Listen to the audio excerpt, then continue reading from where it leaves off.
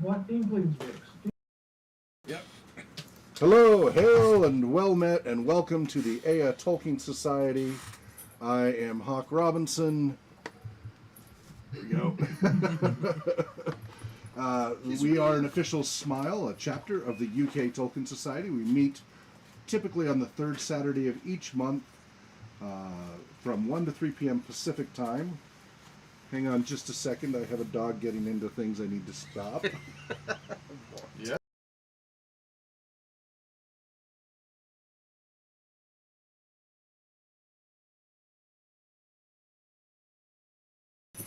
So I'm going to go chase. There's the puppy. There's Mort. We will be going around, everybody saying hello, and then we're going to jump into our meeting notes from the last meeting. Of course, TolkienScholars.org is the website. You can view our meeting notes and previous meetings there, all the way back to 2005.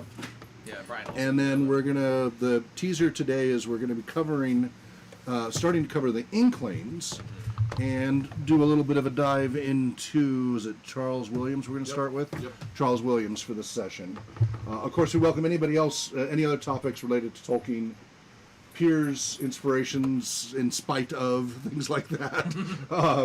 But somehow related to Tolkien, and feel free to post comments in the YouTube chat or in the Jitsi chat if you're here in the meeting.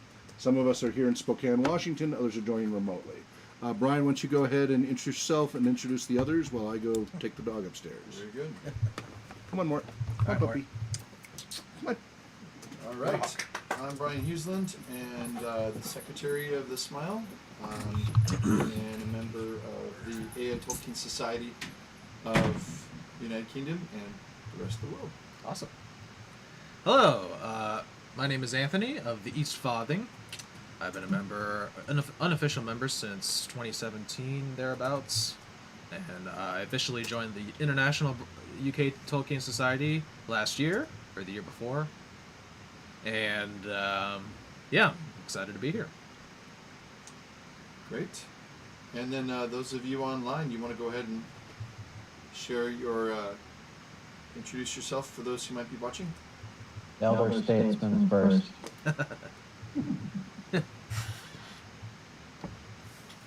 Gary, I think that means you. Yep. Oh, okay. Oh, okay.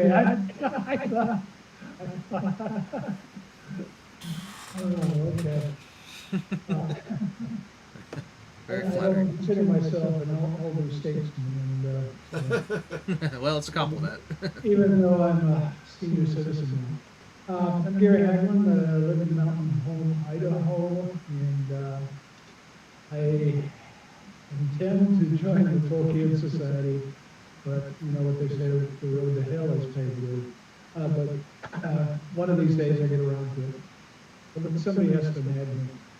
I've been attending these meetings. I think the first one was last June, and off and on. We moved from Western Washington over here in September, and we got everything together. But enjoyed very much, and I'm a Tolkien aficionado or whatever since I was in college in 1965. That dates me. Okay, Chris, it's yours. Chris. Yes, hello, I'm Chris Cooperstein. I have been a member of the Tolkien Society for many years. I don't know, 8 or so. And I live in southeast Washington, surrounded by desert and farm and ranch land, and enjoy it very much. And I consider myself part of the south part where long bottom leaf is grown. Nice. It's not the only thing growing there.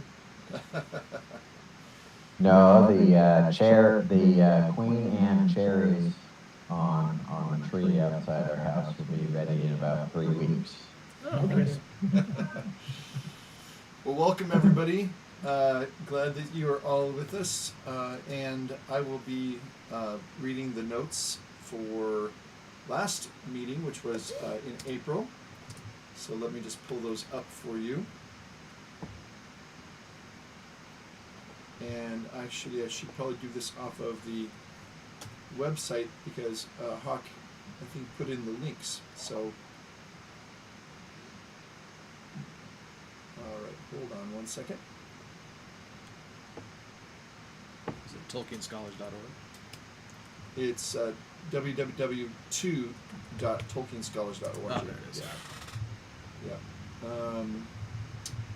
But I think I'll just read the notes off of that I have on the computer because, yeah, it's just missing the links is all. Okay, so last time when we met was actually April 16.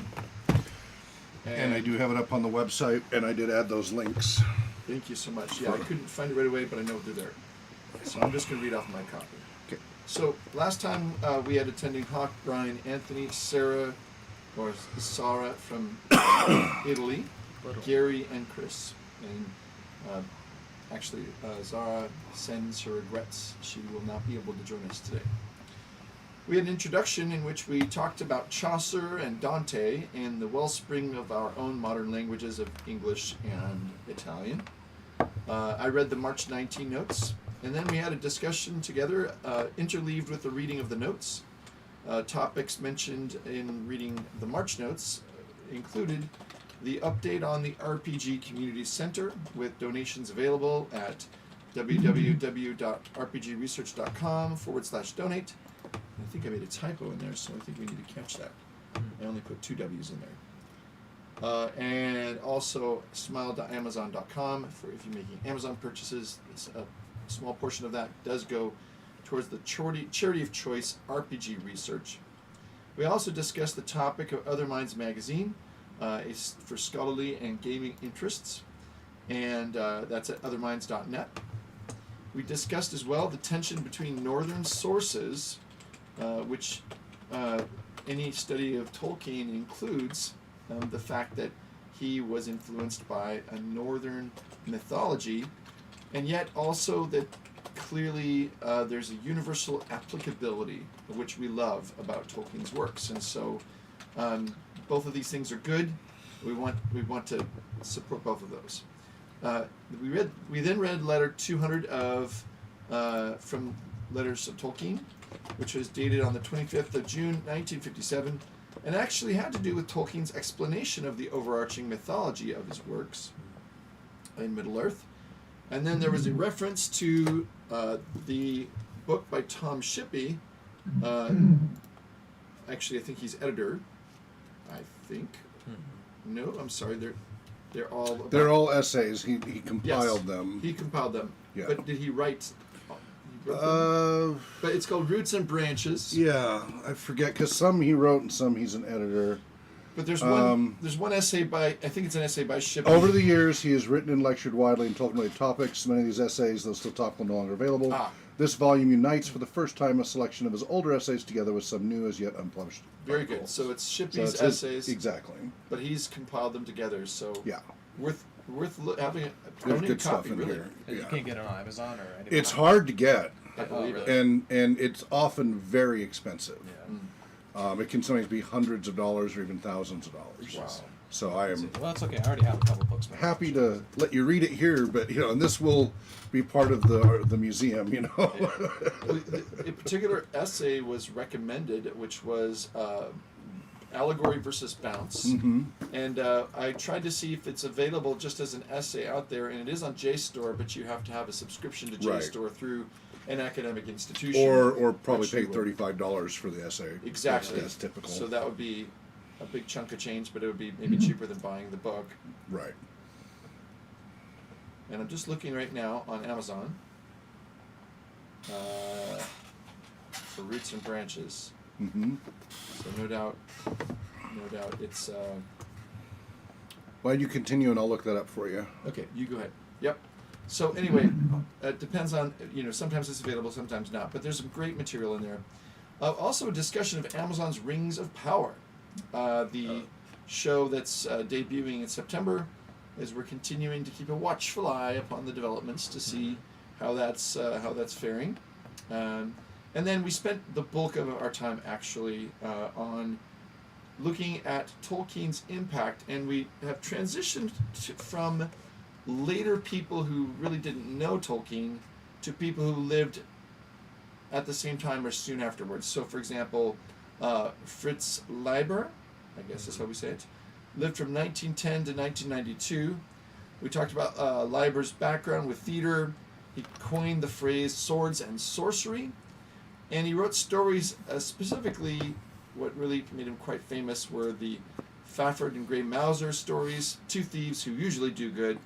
And he was influenced by a number of authors like Lovecraft, Howard Graves, Joseph Campbell, and William Shakespeare. But there's even though it's not a direct influence by Tolkien, there's a lot of interesting. They're kind of in the same ecosystem. He was named. So Fritz Leiber was named the Worldcon's second Gandalf Grand Master after Tolkien. And so there were, and I did not, and so Hawk included the link on the notes, but there's a specific thing about swords and sorcery and Sprague de Camp. And I found a link for that as well. Good. So there's a really because that's Sprague de Camp book, Swords and Sorcery. Thank you. And I included that link. Yeah, that's really worthwhile. If website. you have a chance to go onto the notes onto the website at Tolkien Scholars, I think it's www.tolkienscholars.org. On there's a link for that particular article, so that's worth reading. Because Sprague de Camp, I think, had really this great interest in kind of promoting and publicizing and trying to increase the marketability of fantasy novels, along with other people like Del Rey, I think. And then we talked about the Dark Worlds blog. There was a quote about Leiber and Tolkien, so just a few different sources, kind of comparing these two authors, different, but there's some overlap.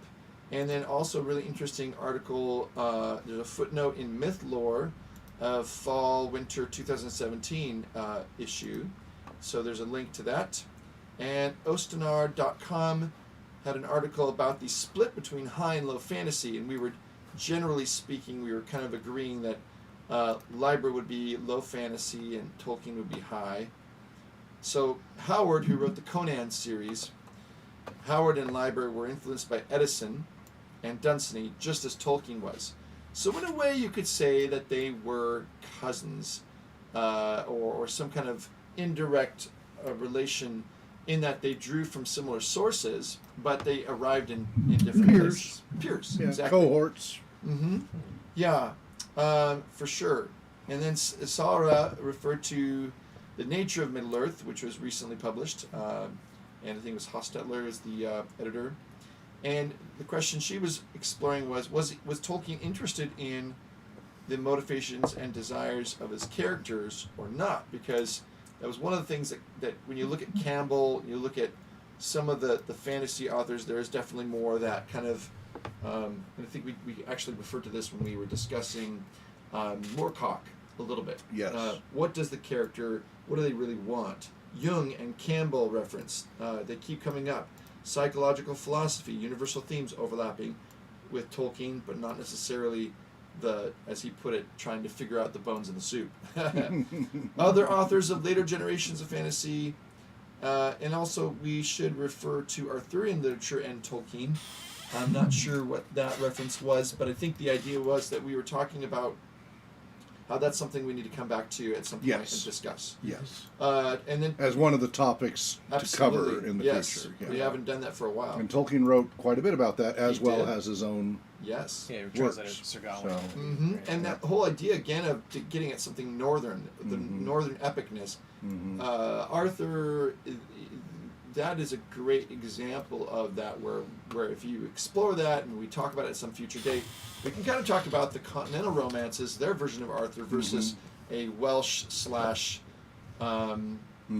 English, British version of Arthur. By the way, Roots and Branches is available on Amazon. There are 12 copies left for $30 right now. Ooh, get them while they're hot. Yeah. Really?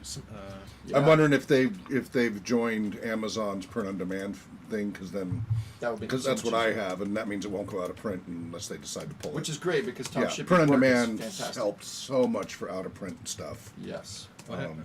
Roots. So go to Roots and branches. smile.amazon.com, Okay. and then Tom Shippey Roots and Branches, and you'll find it right away. And I mean, it's jam-packed full Only of essays. Only 12 left in stock. We also 12 left in stock. we talked about how Well, to they say change that it is just to to get you to appropriate buy it. So if you change Tolkien's northernness in his stories, is to appropriate it and take something away from it. And so there is a danger. I think that was probably a comment referring to the Amazon series. But we should tap into Chaucer's Canterbury Tales Yes. as an interesting medieval source that Tolkien refers to in his letters, not as a kind of a credit to this great source, but more of the fact that this is part of what he as a medieval scholar would have known quite well. And then we asked another question: is what about mythology by Bulfinch? We can explore that in the future. Oh, yeah. And then does Tolkien talk about Robin Hood? I mean, we have deep questions here at Tolkien Yeah. Society. So those are things that we are curious about. And then our next meeting, of course, is today, May 21, 2022. Those are the notes, and I'm sticking by it. Thank you so much, Supreme Secretary. Yes. Thank you. And to Yes, Professor yes, Hawk. please. Really appreciate The that. applause may die down. Yeah. No, please. That's Golf nothing. clap. Golf clap. All right. Well, anybody want to check in on any topics before we jump into our main topic of the Inklings and Charles Williams? Check in on. Sure. Okay. I've got in my Slashdot reading, I came across an article posted on the 15th that I think I'm gonna go to the linked article out of The Independent, which indicates that Amazon isn't doing nothing about the comments from diehard fans. Okay. That they have been vocally negative, and it appears that Amazon is trying to do a little damage control. Okay. So, Any diehard specifics? diehard Lord of the Rings fans sharing their verdict of the new TV series after being treated to a special preview. Prime Video invited j.r.r. Tolkien enthusiasts to attend a screening of the forthcoming show, which is titled The Lord of the Rings of Power. The new show will run for 8 episodes when it arrives in September. Who was lucky enough to do that? Let's see. Torn. Probably. So, J.D. Payne, Patrick McKay, the Tolkien professor was invited. Dr. Maggie Park was invited. Who was the first And one? all saying that we're in good hands with Amazon's folks as they are creating this content, and they say the Tolkien professor says, above and beyond, I was absolutely blown away. I cannot wait to see more. It's just beyond words. So, Was this credible, or was this just another way to hype it, because that's what they're doing? Yeah. And I said, if it's credible, could this be, I think maybe the fallout from Disney might have played a role here. Or people were jumping to conclusions from the very little information that was there because everybody's become so hypersensitive to everything instead of waiting to see. yeah, and so I think Tolkien was trying to get the word out to certain curated fans. You mean Amazon, because I don't think Tolkien's saying much. No, he's. Right. That is a dark. Nor his estate at this point. Yeah. So yes, Amazon is trying to get information out, but only to the select fans who have large followings. So I'm wondering, did the Prancing Pony podcast get invited, etc. And I don't know. Yeah, the question is, if it's select few, is it people who are aligned with the same views, Is As opposed to the the right right. select few. Right, or exactly. is it not? Was it a diverse selection or was it a narrow selection that they knew would be safe? Yeah, selection bias. And I don't know the answer to this Mhm. based on the article, but You could One- probably, if you take the list of the people that were there, and then look up their published works, you'd be able to tell pretty quickly where they stand. well, I mean, the Tolkien professor obviously is one who's widely followed with a large audience of diehard fans. Right. So John Howe apparently also has been interviewed this just like 10 days ago, and because he was the concept artist for Amazon Prime Video. Mhm. Yeah, and that was also linked in the. Yeah, but he's not going to say article. anything. Oh, no, no. Yeah, he's probably not On the gonna- He's payroll. always so positive anyway. He's been Yeah. so nice. You know, he's let us use his artwork for the Other Minds Really? magazine. Yeah, Wow, that's because we don't charge anything for the magazine, so as long as you don't charge, it's okay. great. Yeah. Because our magazine is an open source magazine. It's Other through, Minds, yeah. Yeah, and I'm sure John is positive because he has an NDA saying that he can't be any Yeah. other. Exactly. And also, he is a little, maybe whether it's because he's an artist or not, is a little bit more. You guys were talking about your concerns about woke culture. He's definitely more on that, at least publicly. I don't know him personally, Interesting. but he's more publicly on that side. So that wouldn't help you as far as your concerns. I mean, about really, that. and he could have, if he wanted to, just have said, "I have no comment." If Right. He wanted to be interviewed, but he wanted to be interviewed, so yeah. Yeah, So- but that he still wouldn't doesn't really he wouldn't tell help you us. as far as your concerns about is he going to be. I Yeah. still believe that a lot of this. I mean, there could be some real concerns here, as there might have been about the Hobbit going into it, where But some we people really said, don't know. but we don't know yet. And I That's think been my that, argument. I think that so much of this again is like about who gets to be called the hardcore fan. Yeah. I'm not saying, of The course, that canon the people battle, yeah. aren't hardcore or anything like that. It's all nerd rage. It's all nerd rage. And how much of it, what percentage of it? Because I do Yeah. have questions. I will admit, but what percentage of it is straight up book fans Mhm. who also like the other Probably things not that many. versus Peter Jackson Right. Yeah. devotees? Right. Yeah, because Chris said that the article said fans of J.r.r. Tolkien didn't specify whether it was Peter Jackson. They're not gonna Yeah. differentiate. It's not like there's gonna be a research study or anything. Yeah. So But that'd be an interesting question, though. yeah. Well- so I would like to see what the professors, the type of works they publish. You can tell if you read it, just a few of their papers, you'll be able to tell if they're quote unquote woke or not. And then that'll tell you if that was a sticking point for them or not. Right. If they're woke academics, which is where most of that quote unquote wokeness comes from, Right. then their feedback on that is not going to help you as far as your concerns about is But this if they're going to be. not, and But they if they're say- not, if they've either been neutral or they've kind of stayed out of it, Or if they say, I think maybe I wouldn't be too worried yet, then it gives you a little bit more exactly, yeah. context. If historically they're not Right. woke writers, then that is Yeah. encouraging. So do a little research. What was the So- link, Chris? Just so I so can put on- this in the notes. Yeah, I'll kind of put my anecdote in. Okay. That, Star Trek Discovery came out a little forceful on some Oh yeah, not a little. woke culture Not a items. little. It was a lot. But in season 2, 3, and 4, They backed off. toned it down. Yeah, because they had such backlash. Because they had such a backlash. They had like the And- tiny viewing audience. That was also And I because they won- went to a new streaming platform too. Yeah, and I wonder if Amazon is getting this out in front of normal people, Yep, we'll so see. that they can do some edit. You know, this is April, May. Yeah. Still got till screenings. September. And so they've got some time to re-edit and recut some things. Oh, I Sure. see. Yeah. In other words, Chris, are you saying that they did this screening so that if the people who were watching it said, "Oh my goodness, this is garbage," They could modify it. they could actually modify it? Yeah. Okay, they're testing the waters. Yeah. Market Yeah. research. And I think that's wise. And that's a standard process. Yeah, for movies. Yeah.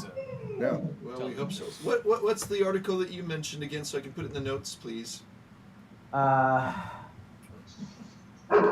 So it's in the Independent, and it's It's Gary's dog. It's in the Independent. Okay, I'll just look up. Lord of the Rings. Tolkien fans share first reviews after being invited to watch the new Prime Video series. Okay, thanks. Found it. Well, what's gonna do it is 3.5 months when the show starts airing, and we'll see. Exactly. Okay. All right, good to know. Thanks, Chris. Keep us posted. Yep. Yep. Appreciate it. Anybody thank you. else got any other comments? Anything you want to bring up before we dive into the Inklings? Gary? The only thing I'd say is, people are just, they've had their fill of wokeness, most normal people. And I think it's a losing proposition if Amazon goes in that direction, even though probably the writers and We'll see. everybody else involved Yeah. is in that position, so, S&P 500 dropped Tesla because of ESG stuff, so yeah. ESG is, yeah. I mean, they're starting to lose everywhere, including if you What's invest. ESG? But right now, you invest, everybody's losing, so. So for those who don't know, ESG is a environmental social governance.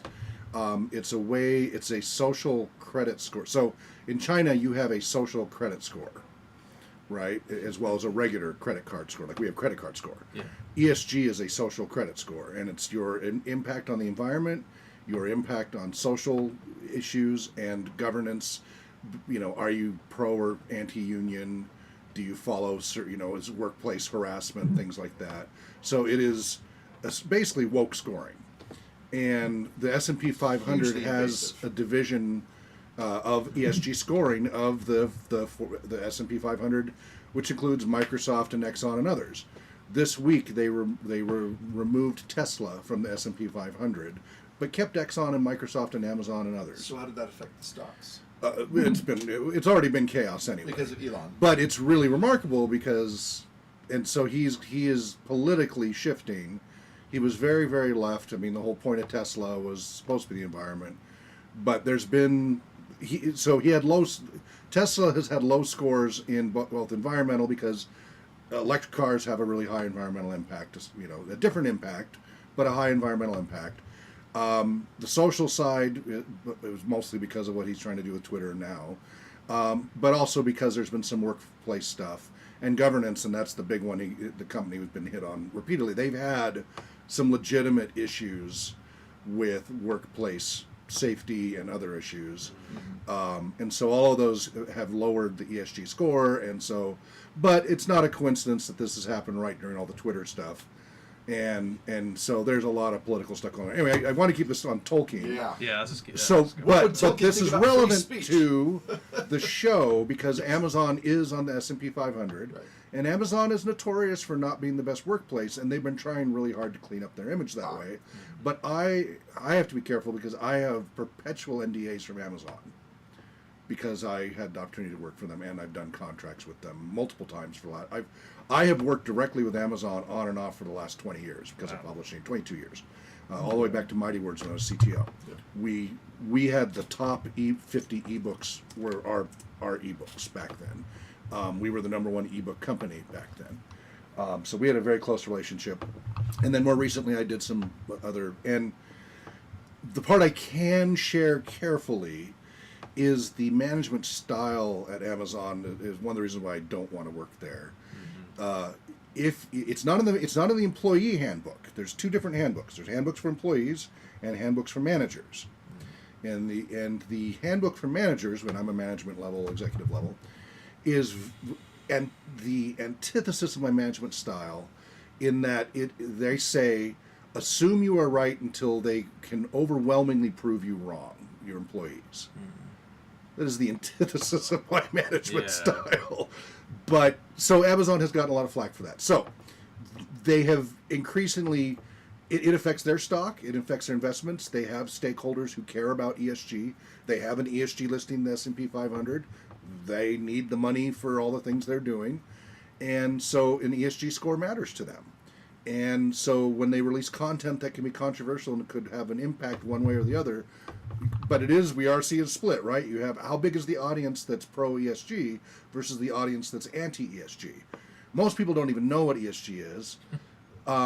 So, how much is that a factor? So the backlash is the question. Right now, there, as much as a backlash as those who oppose quote unquote wokeness, being taken to such an extreme, right? I don't think anybody's like against all of it. I think it's just that so much of it's been so extreme, at least from Right. hearing everybody. Right.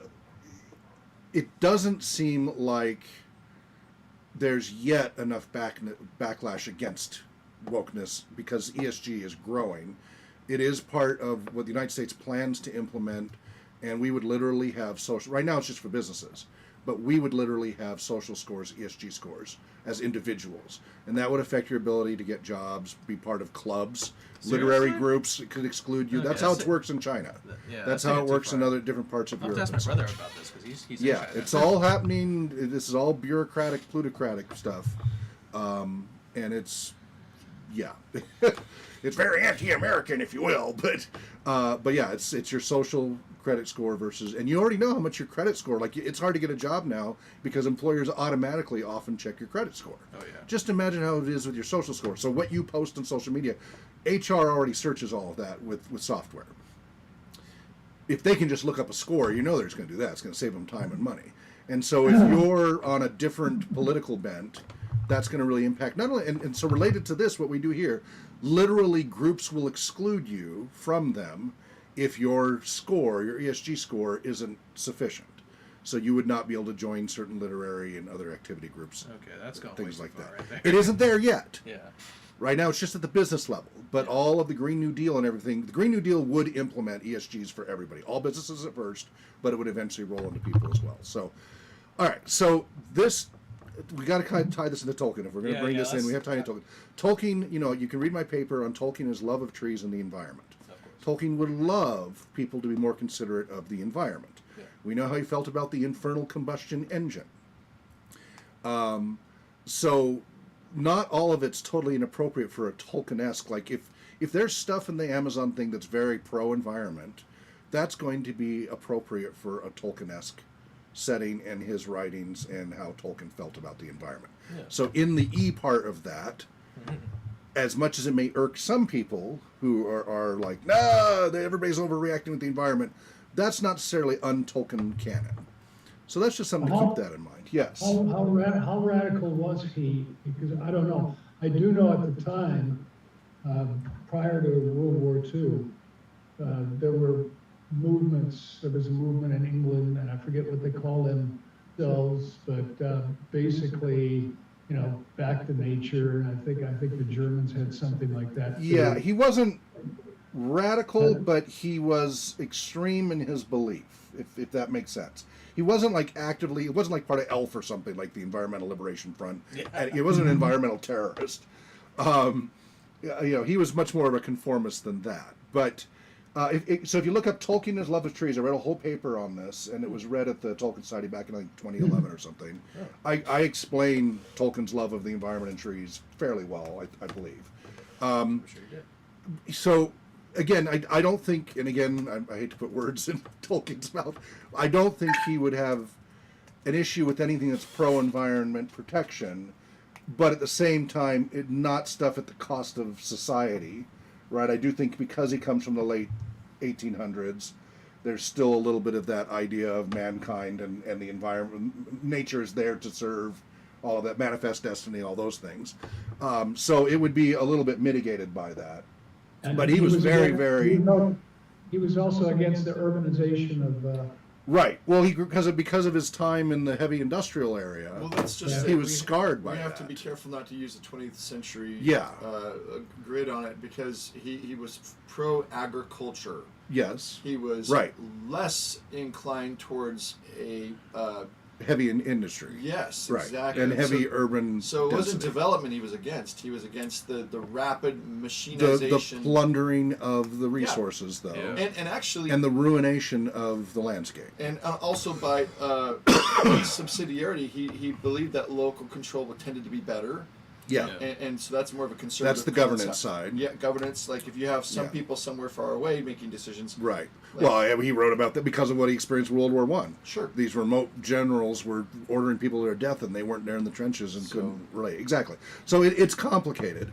Right. So Amazon has to walk that fine line because ultimately the whole point is they got to have enough viewers to make the money because they have invested a huge fortune in this. They've taken a big risk doing it up front. Yeah. And they have to find a way to placate as many the widest audience possible to make sure this is a success, right? Because if it gets boycotted by one side or the other, it's gonna hurt them, Right. because they took a big risk on this one. Right. By the way, Amazon has been cutting back heavily on, and Netflix as well, on a lot of movies and cartoons because it's gotten too political. So Really? realize if you like the content that's coming out at Amazon, Netflix, etc., or you don't like it, realize that you in the aggregate you do have an impact, and basically the companies will just start to go safe. And this is part of why you end up with very uninteresting content in the majority of the time, is because if it's controversial, and in our current 10 years of everybody overreacting to everything, companies go, okay, fine, we'll just play it safe, and so you don't get interesting content. So it will be interesting to see what they have done with the Silmarillion, because there's so many ways that could go. But I really think, other than what we can get leaked, we're spending an awful lot of CPU cycles on something that we haven't really seen. I would definitely encourage anybody who wants to research what those professors, what their writing style is, and that will probably give you a good idea of what's coming. If they're really supportive and they're very woke, then that's a warning. If they're more neutral, then that's, maybe it's more balanced than people. Maybe people have only fixated on the little things because of their own biases. So let's if we can move on from I have that. an interesting segue. Okay. And that is that the Lord of the Rings in its time was considered by some to be juvenile. Yes, And- even Tolkien was nervous about that. Exactly. Yeah. Will it be taken seriously? Yeah. Will it be received seriously?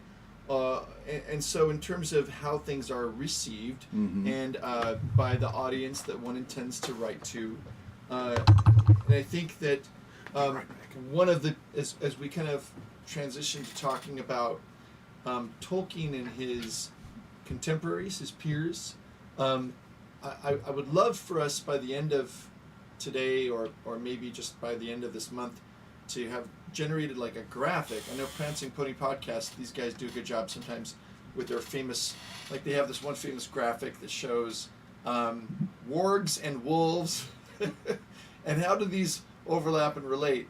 And I was thinking about how it would be nice to have like the circles in which Tolkien knew people, and you have the Inklings, but that's only one circle. Yeah. And then you've got like W.H. Auden, who was not in the Inklings, but he was one of those who actually, as a serious author, he gave a favorable review to the Lord of the Rings, specifically to the Return of the King, and it was his review in the 1950s that made Lord of the Rings more acceptable mainstream. Whereas we know, for example, that it was already being really taken up by C.S. beatniks. Lewis's little piece. Yeah, you got. Yeah. I was referring to W.H. Auden. Oh, okay. So there's the Inkling circle, but then there's this broader like circle in which Tolkien knew people like W.H. Auden, and others who were writers at the time. So I think it's interesting. Maybe by the end of today or at some point soon in the future, we can kind of create a graphic that would be helpful, where we could see here's Tolkien. He's part of this ring called the Inklings Ring. But then but then there's these other circles Okay. as well. Yeah. That would be very interesting. I'd like us to just be Kind of a really Venn open diagram today. of Yeah. I think we need to be open today to like, okay, so who are all the people that Tolkien right. knows? Because we know that That'd his be cool. relationship with C.S. Lewis was really pivotal, but there's so many other people. Oh, yeah. So Yeah. so let's keep an open mind today, and if you find any reference to others who had some kind of relationship that was a professional relationship, or authors who knew him, I'm going to be making a list of those, because I'd like to make something that would be helping us to kind of reflect on that. Cool. So, yeah. I would like to start, if I may, the Inklings piece, unless you had something more specific in mind. I want to read the first paragraph from chapter 1, which is just kind of a high level of the Inklings, very high level, and then jump to 10, which is the Charles Williams piece, if I may. Yeah, let me just put this up here so I have it. So now the Inklings, and you're specifically reading from... The beginning of chapter 1 and the beginning of chapter 10. This is by whom? Well, this is from the Inklings, the Fellowship, the Literary Lives of the Inklings. And who is the... Philip Zaleski and Carol Zaleski. Philip and Carol Zaleski. Okay. Wow, you've both got... Yep. Is this Yeah, the I've same had this book, one Chris? for years. Chris Cooperstein, is that the same one that you picked up? Yes, it was. And I have a selection from chapter 12. And I'll actually read you the- are complete. Inlet as well. Okay. Cool. Go ahead. Thanks, So I'll start with the sleeve and then jump to that, and then we can discuss as we go, and then go deeper as we need to. So this is from the insert. C.S. Lewis is the 20th century's most widely read Christian writer, and j.r.r. Tolkien its most beloved mythmaker. For 3 decades, they and their closest associates formed a literary club known as the Inklings, which met every week in Lewis's Oxford rooms and in nearby pubs. They discussed literature, religion, and ideas, read aloud from works in progress, took philosophical rambles through woods and fields, gave one another... What's that? Here, here. Here, here. Philosophical rambles through woods. Yeah, that's what we're doing. Gave one another companionship and criticism, and in the process rewrote the cultural history of their times. Yes. In The Fellowship, Philip Zaleski and Carol Zaleski offer the first complete rendering of the Inklings' lives and works. And the result is an extraordinary account of the ideas, affections, and vexations that drove the group's most significant members.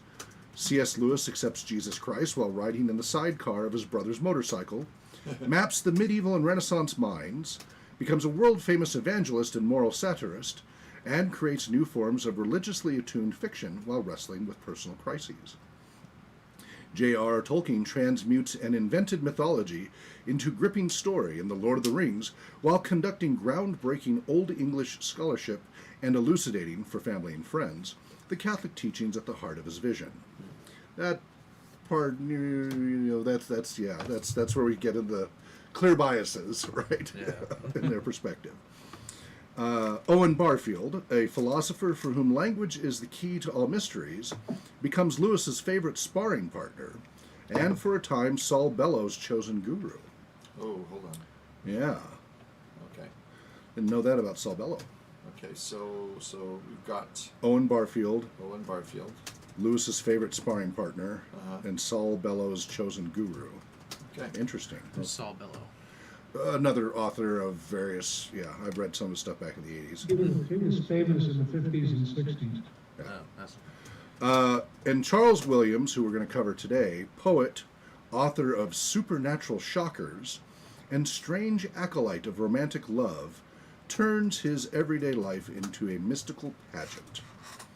Romantics who scorned rebellion, fantasists who prized reality, wartime writers who believed in hope, Christians with cosmic reach, the Inklings sought to revitalize literature and faith in the 20th century's darkest years, and did so in dazzling style. So that's their little insert there. Well, I think that's a nice little teaser.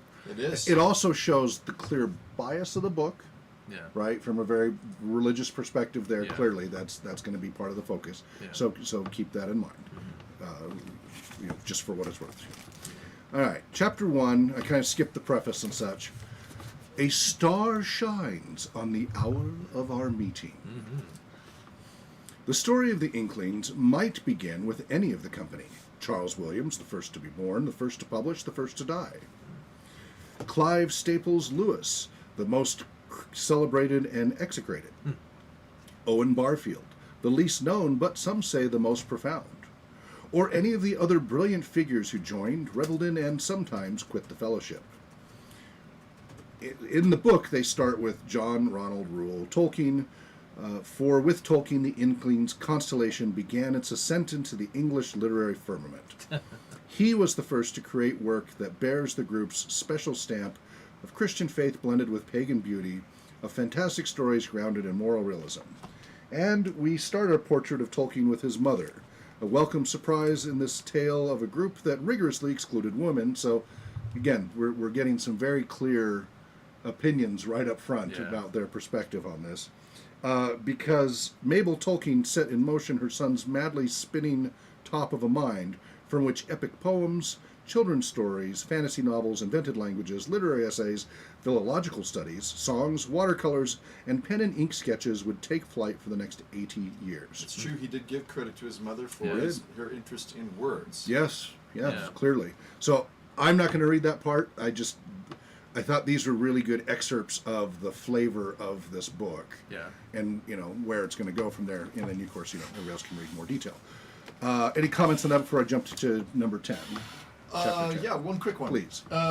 It's not me taking issue with the book per se, because I think, generally speaking, I probably would find lots to enjoy. And I probably should own this copy. Yeah. But there's different ways of looking at the Inklings. And I want to suggest one way to look at it as not so much kind of how they set out of here's this luminary Tolkien, and then it's kind of gathered around him.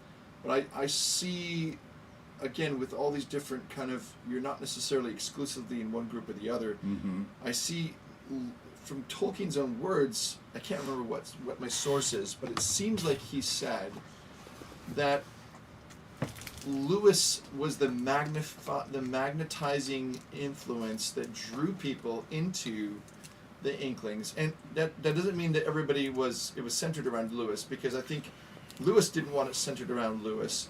He really enjoyed the friendship piece. But he may have facilitated those connections. I think that's what I see, and I want to just ask what everybody else thinks about that. Like, do we see it as just like a lot of people? I think Tolkien is the most famous member of that group. Yeah, for sure. But that doesn't necessarily, at least in my opinion, doesn't mean that the Inklings was, in a sense, produced by him. I think he brought something out in them that they wouldn't have had otherwise. Mm-hmm. And vice versa. But so I think that Lewis was the organizing kind of principle, because he seemed to be better at like making friends and drawing people in, whereas Tolkien, I think, was maybe the better writer. But and Tolkien was more in his own head, right? And not a very good.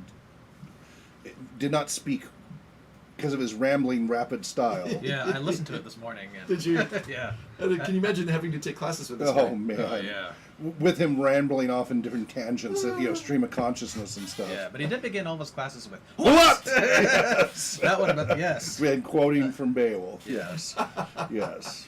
Which apparently was one of the better things that he like. Right. W.H. Auden really appreciated. Yes. Like, yes. He, that part was fun. Yes. The rest could be quite painful. Didn't have the luxury of like setting up a tape recorder to try to go back and figure out what did he say. I've had professors like that, and I'm very sympathetic to that. Yeah. Yeah. I mean, so what do you think, Gary and Chris? I mean, what do you know about the Inklings, and do you think that Tolkien is kind of like what keeps them going, or is it Lewis? Well, chapter 12 seems to indicate that it might be Williams, at least during the war. Okay, well, we'll have to come back to that. Yeah, and the book is broken into different periods: pre-war, during war, post-war, things like that too. So, all right, Hawk, why don't you read a little bit from chapter 10, and then Chris can tease us with something from chapter 12. Yeah. Number 10, Romantic Theology. Charles Williams was not like the other Inklings. Lewis and Tolkien were solid, jocular, beef and potatoes men, and even Barfield, for all his dancing and esoteric fights, was practical and predictable, at home, if not fulfilled, in law and real estate. Williams was a will-o'-the-wisp, a figure glimpsed in a fever dream. To attempt his portrait is to paint on air. Quote, Williams! How many people have tried to describe this extraordinary man and how his essence escapes them? End quote. Thus, John Wayne, not the actor, W-A-I-N. Yeah, no. Not the one called the Pilgrims. Yeah, the Duke.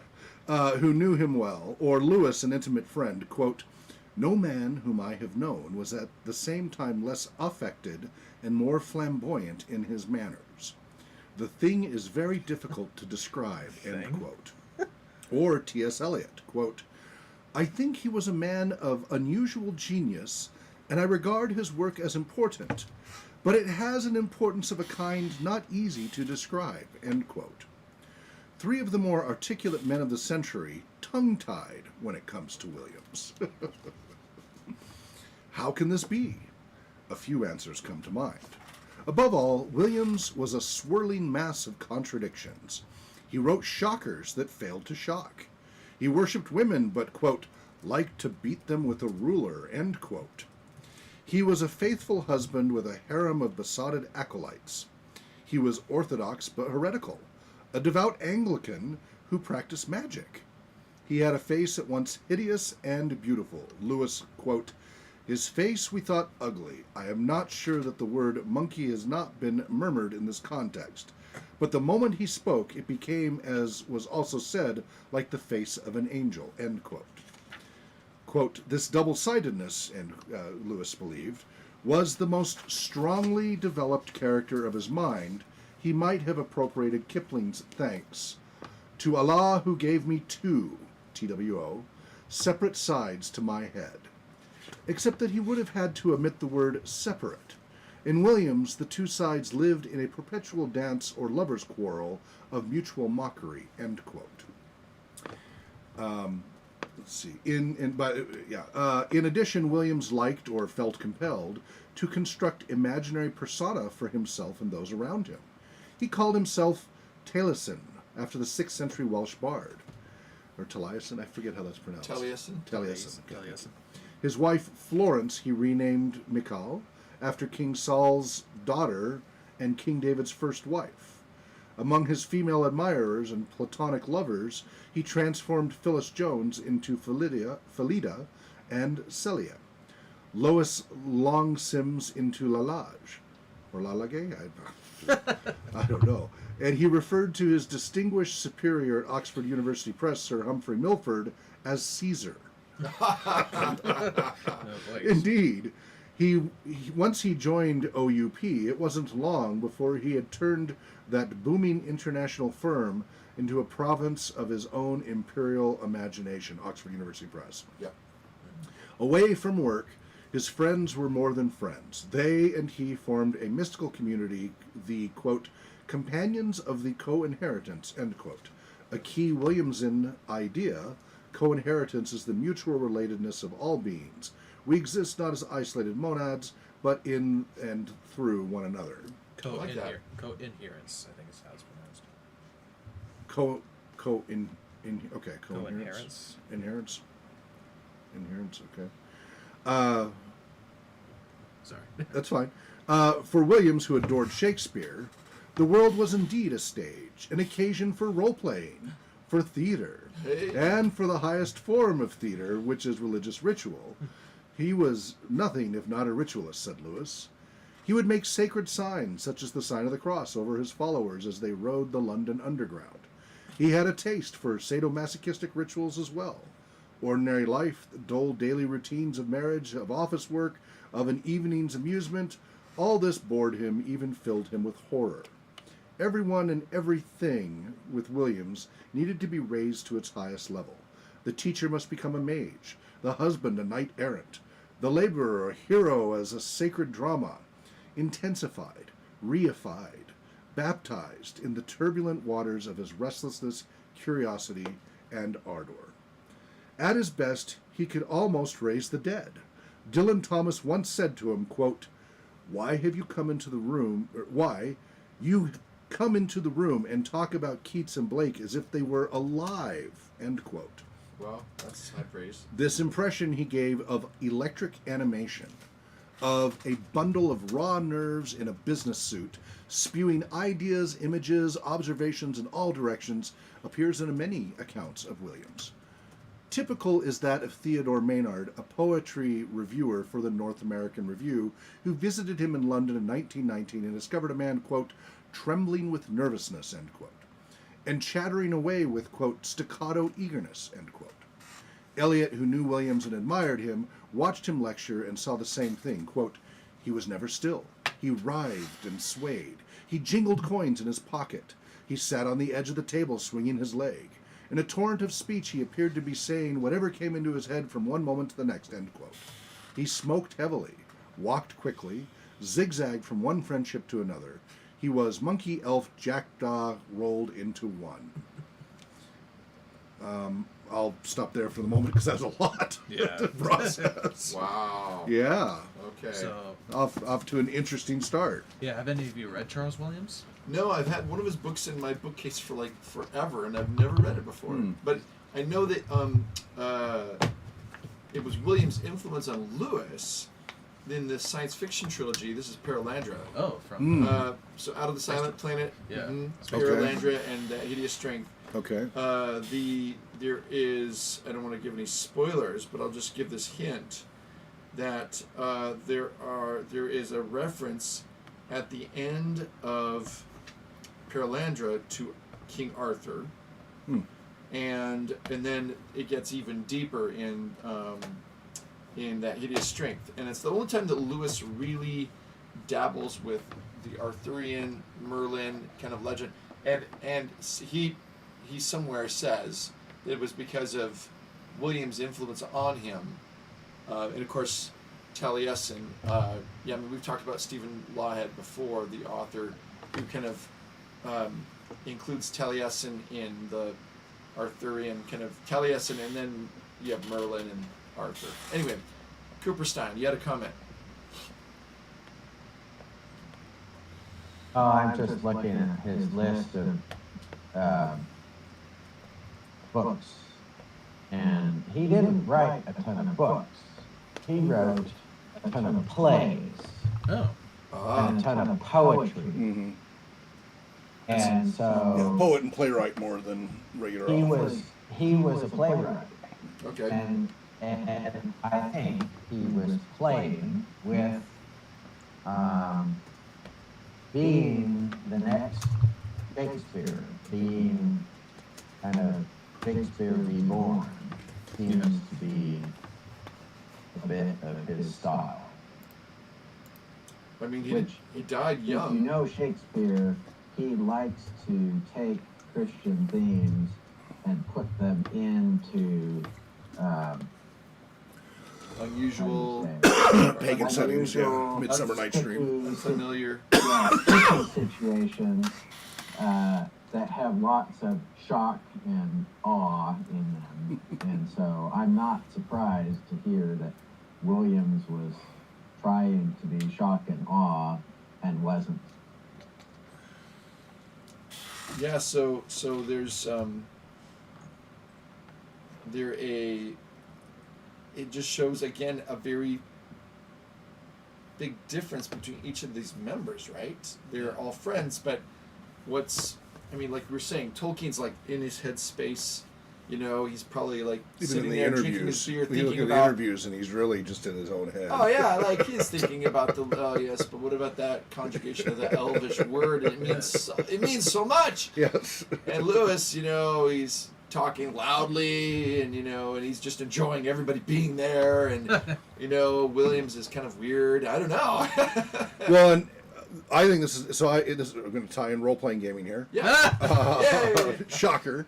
Yeah. What? This is one of my arguments. So the trope of role playing game stats established by Dungeons and Dragons is 6 stats: strength, intelligence, wisdom, dexterity, constitution, and charisma. Yeah. And I always argued, no, you need a minimum of 7 because charisma and appearance are 2 very different things. Yes.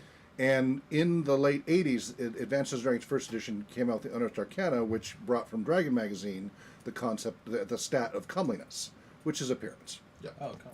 Yeah. And so they just add another stat. And I have incorporated that into all my role-playing games, if they don't already include that, because it's just unavoidable that your physical appearance, attractiveness, can be completely different than your charisma. And this sounds like somebody who has a horrifically low appearance, But the moment he spoke, his charisma overrode that. So you could argue in game stats of D&D, he may have had a 3 appearance, but an 18 charisma. Yeah.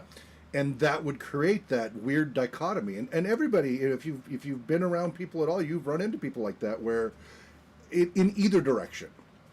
It goes both ways. So when I was a photographer for modeling agencies for a number of years, and so I got to see the reverse of this a lot, where absolutely gorgeous men and women, but then the moment they opened their mouths, they were ugly people. Yeah.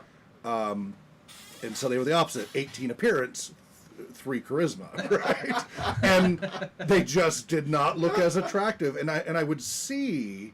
Once I spoke to them and I'm doing a photo shoot, I was trying to hide their charisma from showing up in their photos. So a lot of times I'd get people laughing and talking with me during the photo shoots to get them, because sometimes it might boost their appearance a little bit to be friendlier. It's somebody who, like, they look more beautiful when they're smiling or something like that, right? For these people, it was better to not engage them as much and just focus on the positioning, because if I was engaging them and talking, it made them less attractive for the lens. And vice versa, for people who were less attractive and want to go into acting as character actors, Right. it was more important that I got them to bring out that charisma Right. through the lens. Right. So anyway, I think this is the best example I've heard of in a long time Yeah. of the difference between appearance and charisma. Because you don't see really, I mean, they all had their followers, right? Mm-hmm. But I mean, you don't see people talking to Tolkien and being his little harem followers. Yeah, no, I'm like, whoa. Whoa, that's like. Sounds like Well, no, I don't yeah. think necessarily it was referring to sexual. No, they itself, said but- platonic. They were platonic followers. Yeah, Yeah, he's got a fan base. right. Yeah, yeah. He's early, Whereas early Tolkien's like, fandom. Yeah. Tolkien's like people like calling him at bad like, hours. "Quit bothering knocking me." his door, go He away! took his name off the phone book. Curmudgeonly. Get off my lawn! Mr. Curmudgeon. yeah. I mean, Lewis, I think was kind of in the middle, probably, Yeah. where he enjoyed To a certain amount. to a certain amount. Yeah. I don't know. Yeah. Do any of us really want fame? I mean, that's the question. Yeah. I know. Well, there are many who want fame without realizing the full consequence. They want the perks without the deficits. Yeah. And it's like anything It's like else. having their cake and eating it too. Exactly. Exactly. So. Okay. Well, that was very helpful. Chris or Gary, yeah. Comments? The only thing is, I think Williams kept the Inklings from getting bored. And I suspect he was I'm joking here, but he might have been the original creator of the Society for the Advancement of the Society for the Advancement of Creative Anachronism. Oh. What about the SCA? Yeah, you guys probably know more about it. Yeah, I know the SCA well. Let's see, because they for a time over in Okinawa they had a chapter, and Yeah, they have millions of members. people were interesting in their own right, okay, and then they all seemed to come together doing this medieval thing. And, Mm-hmm.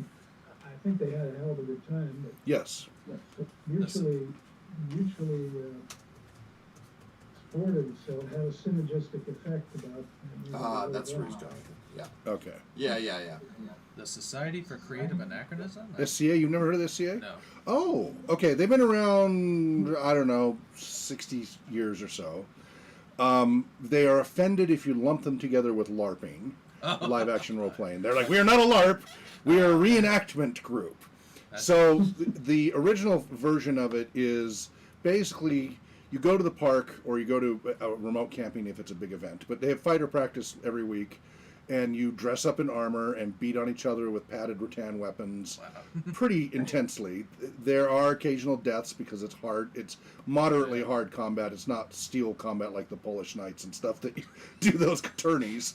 Go look up these Eastern European steel tournaments where they are in full plate mail and beat on each other. It's amazing. They're not that hardcore.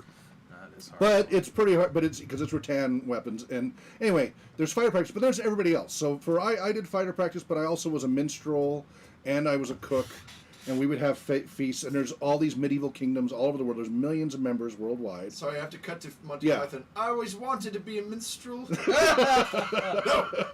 Be quiet. Stop the music, stop the music. And that one fell into the swamp, yes. But it is for people who just kind of want to relive kind of the romanticism of a medieval era. Yeah. And it's not just medieval. It can be Renaissance. There's a little bit of, Ancient and Roman or then there's also offshoots that show up as well who want to do more Japanese feudal, feudal Japan and stuff Nice. like that. For those who don't want to wear heavy armor and want to do Ijitsu type draws and things like that. So, but yeah, it's meant to be a reenactment group, kind of like the Civil War reenactment groups. Yeah. Right? Except that the SCA stuff is less staged. Like Civil War reenactments, they literally will reenact battles, Yeah. and people come and watch the reenactments of the battles, and you'll have somebody, and in this battle, the general such and such, right? That's a full reenactment group. And then LARP is, you have a character that you create and has stats, and it develops, and it might be soft combat, hard combat, whatever, but it's very much a role-playing thing, except you're physically acting out rather than sitting around a table. Right. SCA is kind of in the middle of the two, because you do create a persona. You create an SCA persona, and you can work your way up and get your white belt and become a knight. You can work your up to barony and all these things, and Nice. so and the world is all divvied up. The map is different. The SCA map has different kingdoms than the countries, right? So we're in the barony of Wieldsmere here and such, and Wieldsmere? it's completely different than the map of the United States. So have you done this?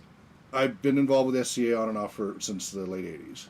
So the most active group I participated with was back in Utah. They had a really good active group there. Here in Spokane, it's kind of hit or miss. The Coeur d'Alene Post Falls group's more active. I don't get over there often enough. The really cool stuff is you go on their weekend events. So they have their battles. They have their wars each year where all the kingdoms come together, and it helps redefine the boundaries, which troops win. And but it's really also an excuse to have a 3-day party. Because you go out, you fight in the field, you do all the supply chain, and then at night, and you bring everybody's got, real mead and everything that they've made themselves in the tents, and everybody just parties hardy each night, and then goes back to the field in the daytime, and you have 2 or 3 days of a lot of fun. Revelry. Revelry, yes. It's just to have fun, right? That's ultimately what it is. I'll look this up. It's a good way if you do fighter practice to get exercise. If that's not your thing, there's all the others. You have dance groups that meet each week and do medieval dances. You have the minstrels who do the medieval music. You just any interest that kind of is, again, the whole point is anachronism, right? It's out of time. You've taken it out of time. Exactly. And so sca.org is the website. And you can show up for free. You don't have to have a membership to participate initially. I never actually paid as a member. I donated and I contributed, but I never actually joined officially as a member. And I participated for years. I think Chris had a chapter Yeah. 12 reference. Yes, please. Yes, let's go back to that. So anyway, that's what SCA is. So the chapter 12 reference, I start a page in, and this is during the war, and the previous page talks about all the children and women and those What page number is it? old people. 266. Move out of the city, and so I'll start here. In the midst of this transformation, the Inklings thrived.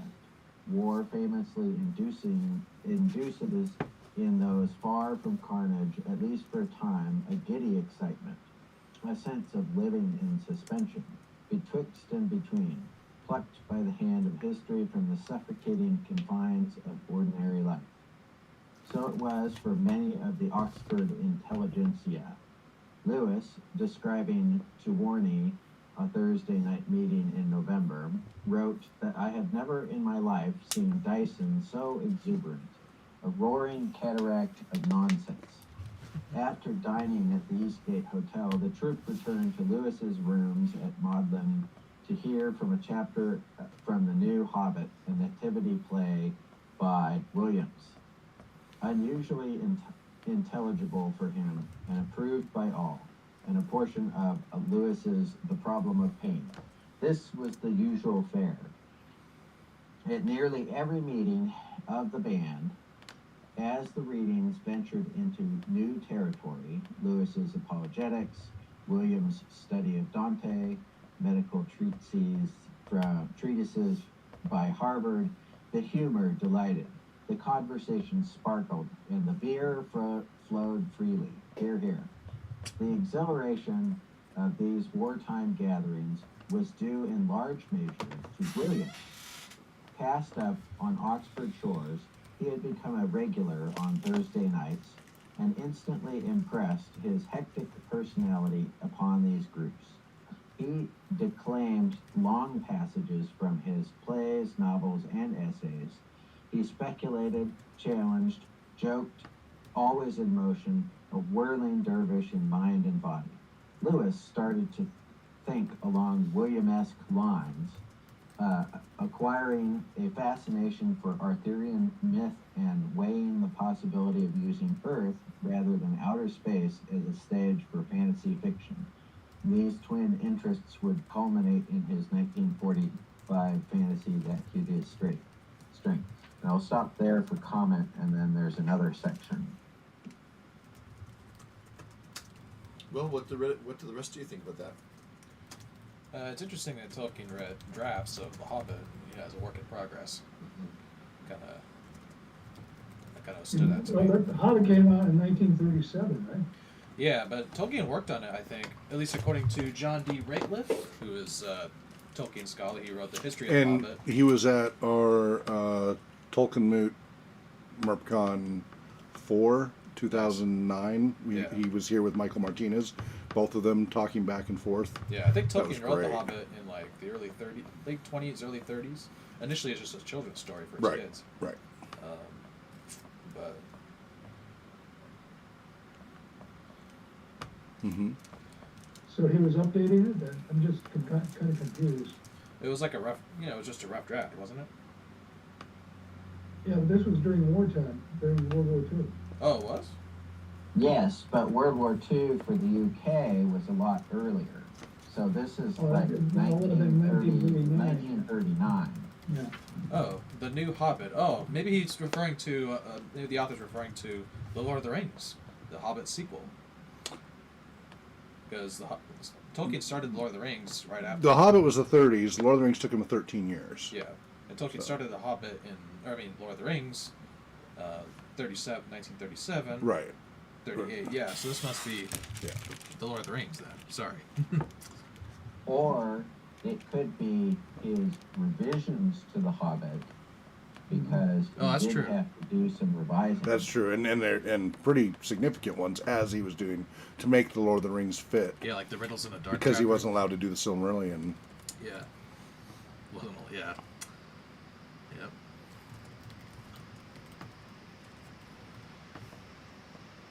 So I think it was interesting to think that the exhilaration of the wartime gatherings was due in large measure to Williams, meaning that Williams brought a bunch of the excitement to the mundaneness of being, I guess, in a university island during a period of war, Right. where the newspaper doesn't have an entertainment or literary or play section during a time of war. I got a couple questions. One that I don't know if you can answer, Chris, as the war dragged on. Well, first of all, was Williams ever in the Great War in World War One? Like Tolkien was, and Tolkien suffered quite a bit. He's the oldest. Right. So was he too old? I don't know. I mean, they were desperate for cannon fodder. Because But- he was born in 1886. 1886, he would have been, might have been too old. He might have been too old. Yeah, so 14, started in another 1428. Unless he volunteered, apparently he didn't. if he did or not. But the other thing is, as the war dragged on, because, we got 39 to, for England anyway, 39 to 45, 6 years. I wonder if their meetings were as, I don't know, jovial or exciting about the whole thing, or what? Well, and there was a lot of in and out. Tolkien had to go work for the War Department away for a little bit, if I recall. Okay, here's the answer to that. Let's see. However, it was that most glorious of beings poet Sir Walter Alexander Raleigh, professor of poetry at Oxford, declared the Silver Stare to be real poetry. Chesterton showed more restraint and it may be better judgment. When Williams sent a copy to him, he failed to respond. No matter, neither neglect nor rejection could stop Williams's pen. His brain was teeming with new poems. He published 2 more volumes, poems of conformity and divorce. In the next 8 years, not a bad rate of production, considering the catastrophic interruption of World War I. His poor eyesight and hand tremors excluded him from active service. But while Tolkien and Lewis trudged through the French mud, Williams did much the same on British soil, joining the St. Albans Volunteers and cutting trenches and building earthworks in London's Hyde Park against the invasion that never came. In 1917, after 9 years of dithering, war and financial worries had slowed the pace of romance. He and Florence married, taking a flat in north-central London. Now he must put into practice all his fine poetic thoughts about romantic love, and to all accounts he did so successfully, at least for a time. There's a lot more, but that at least answers the World War I part. There is something I have found as well, and again, this may be biased, but this is an article from firstthings.com talking about Williams and his place in the Inklings. But it says that it refers to Greville Lindop's biography of Charles Williams and says that Williams went to Oxford when war broke out and became friends with the famous circle around C.S. Lewis. But he was not an Inkling in spirit. He was not at home in Oxford, and his arrival, far from consolidating the Inklings, actually broke them up by bewitching Lewis and making Lewis neglect the central friendship of his life, that with Tolkien. Another scholar of Old English literature, C.L. Wren, said that meeting Williams made you realize why inquisitors thought they had the right to burn people. Tolkien agreed. Williams is eminently combustible. However, Go ahead. one more thing.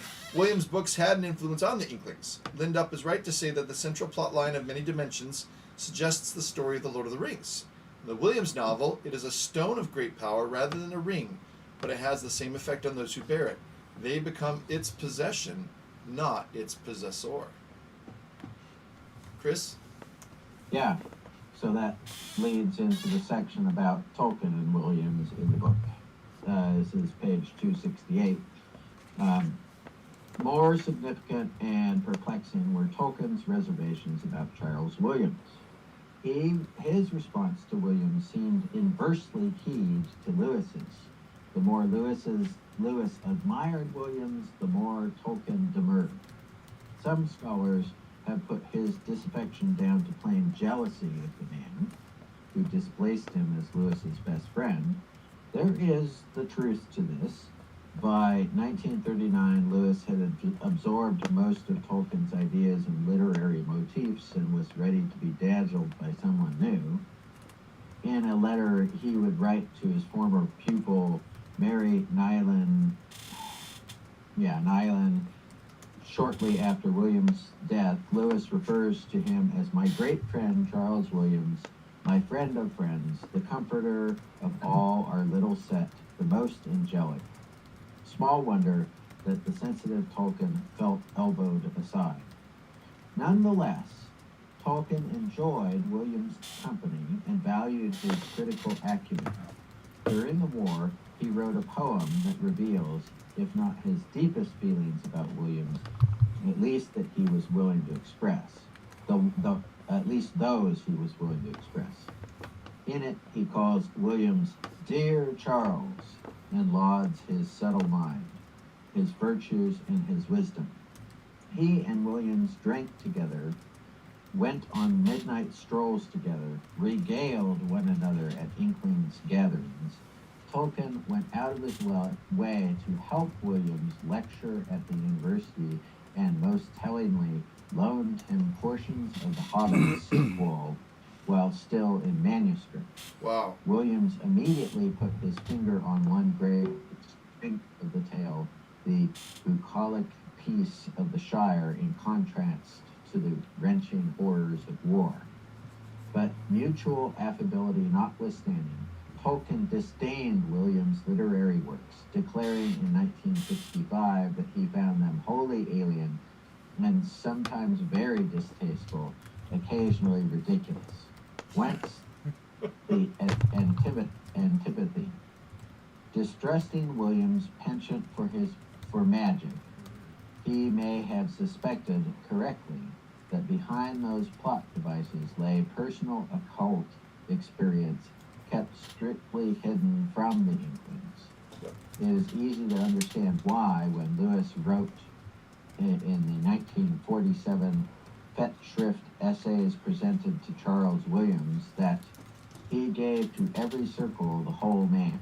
Tolkien scribbled in the margin of his personal copy, "No, I think not." Yeah. So, Like most groups of definitely, friends. love-hate relationship. Yeah. Yeah. Williams seems kind of an all ball. He was into the occult. Yeah, but I think he in a different way than people would be nowadays. Not necessarily as believing, as just playing around with. Yeah. Right. Yeah. Yeah. Curious interest, maybe. Yeah. Yeah. Well, but more intense in his interest than others might be. Yeah. Right. Yeah. On that spectrum. Yeah. Yeah. Wow. Well, these are all interesting people. I mean, we can at least say that. Indeed. And That's- I think again, what inspires an author to write something? You know, I've always thought, oh, there's a great work of fiction in me. Now I'm 40, almost 49. I'm like, nah, I don't think so. But I have great ideas. Those may or may not get their way into a novel. Mhm. It may be a role-playing module. Mhm. It may be a poem. It may be... Well, nowadays you have a lot of media Yeah. that you Yeah. can release through. I mean, his being poetry and theater exactly. more than Or books. you can write short stories. I would Yeah. like to read his plays and see if they're better than his books. Because, Right, yeah. maybe they are. Yeah. I don't know that every play writes a great novelist. No. You know? And then of course, just because you write the play, actually putting it up on stage, there's a lot in between in that execution. There is. So- I think Shakespeare, for example, I mean, obviously they're different people here, but Shakespeare, I find reading his plays Not so interesting. not so No, interesting. you need the action. You do. and such. Yeah. Right, and you I need mean- the staging. Yeah. Yeah. It really makes it come alive. Yeah. Exactly. And Yeah, Shakespeare there- lends himself to so many different interpretations. And that's the same Exactly. with if you read the play, that won't really tell you Mm-hmm. whether it's any good or not as a play necessarily till you really get to see it and add that bringing it to life on the stage Yeah. And I feel like Tolkien too. or When animation. I'm talking about Tolkien as a friend, I mean he was slow to trust, but once you gained his trust, you had it. Very, know? very loyal. And- Very hard to let go of that. Like what Exactly. happened with And C.S. so Lewis. therefore what would wound him the most Yeah, would be where a betrayal. where Yeah. somebody is maybe not valuing that loyalty as well, or seemingly kind of easily kind of following other interests or whatever, and being kind of a summer soldier, someone who's not as, and I think that is one of the weaknesses of Lewis, is that recognizing that, and I think Lewis didn't realize it, because I think he's like, I really enjoy Tollers, what he called Tolkien, and Charles really meant a lot to him too, but in different ways. He probably appreciated them for different reasons. Yeah. Whereas Tolkien probably would have been as an introvert, probably much happier just with a smaller group of people. Yeah. Why do you keep bringing new people in, Jack? So is Charles Williams sort of the source of the rupture between Tolkien and Lewis, or were there other matters? Well, I mean, there was Factors. always the Anglican versus Catholic difference, but Yeah. I think they both were willing to, Just clearly Williams was a little more flexible with his pagan interests and everything else. Like you would think. Yes, that was a line that he was willing to cross a bit, and therefore, I mean, I met people in England who were like Williams. Really? Yeah. Yes.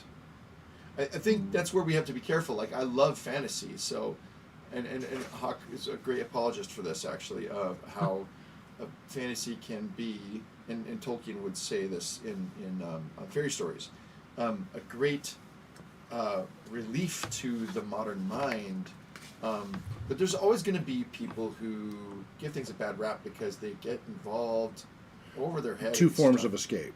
Yeah. Healthy escape and unhealthy escape. Unhealthy, yes. So the way that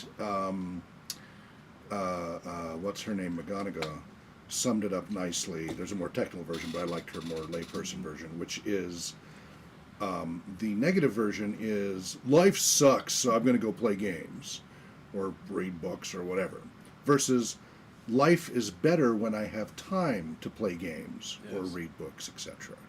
Yeah. Those are two That's a very great different way to- experiences of the identical Yep. activities, what have you. So Yeah, true. And that is the difference between healthy and unhealthy Right. use of And I it. think any recreational activity is healthy. Any As recreational. long as it doesn't interfere with Right. your daily Your life responsibility. balance, Yeah. exactly.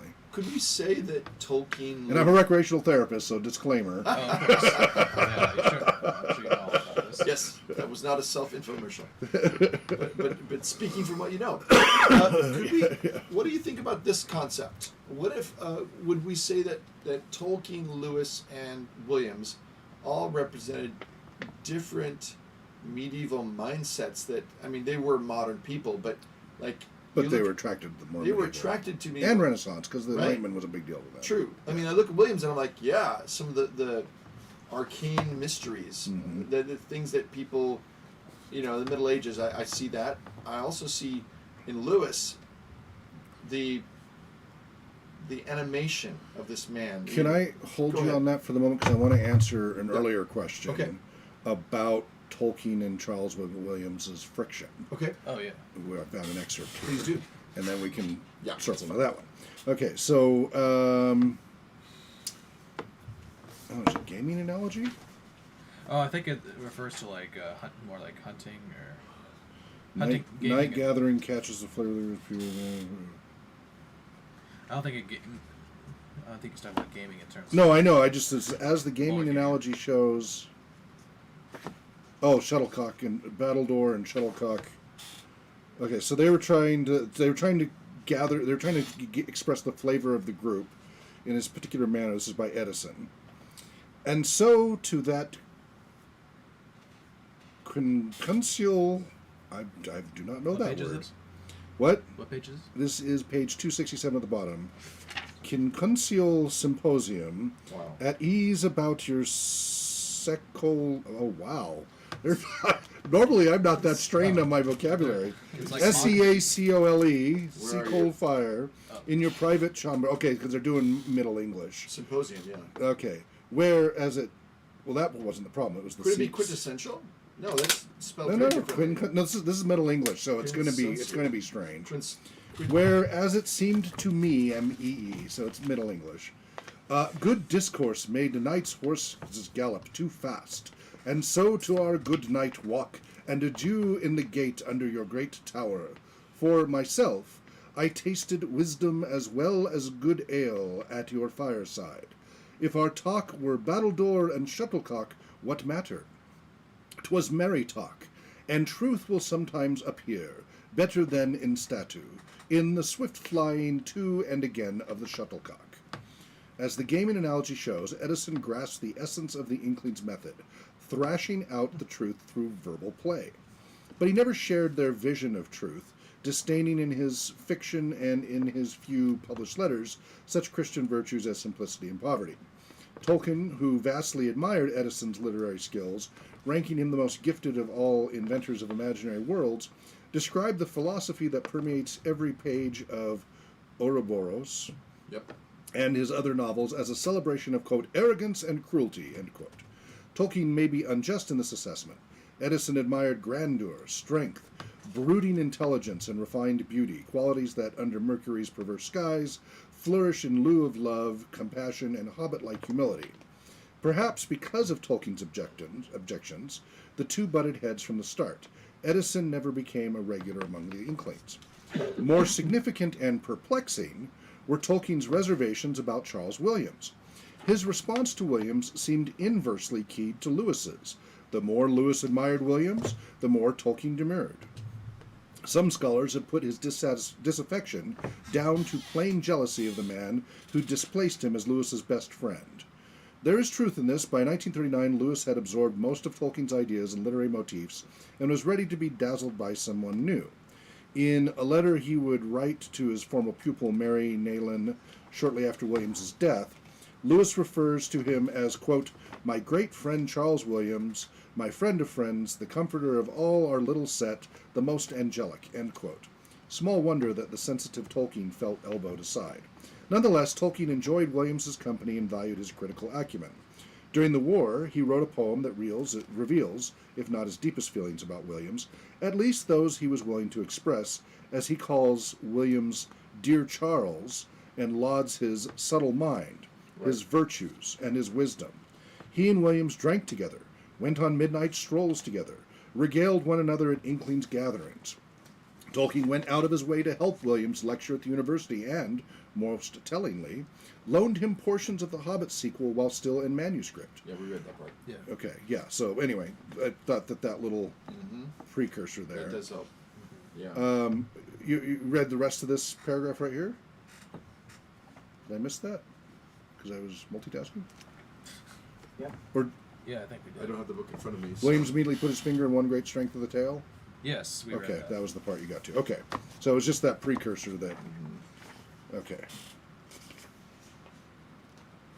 Well, there's a famous quote, and maybe Chris can find this too, but it had to do with once Jack died, or maybe it was when Charles Williams died, and it was that comment about how maybe it was Tolkien that said that part that Charles brought out in Jack also died with Charles. Do you remember the quote I'm talking about, Chris? I haven't come across that one. Okay, I'll see if I can find it.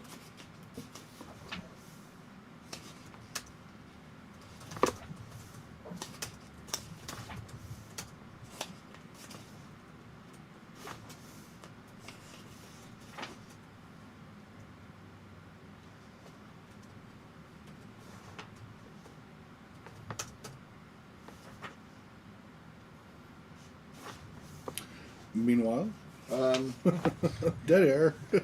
Hold on. Excuse me. Yeah, the next chapter is Lewis.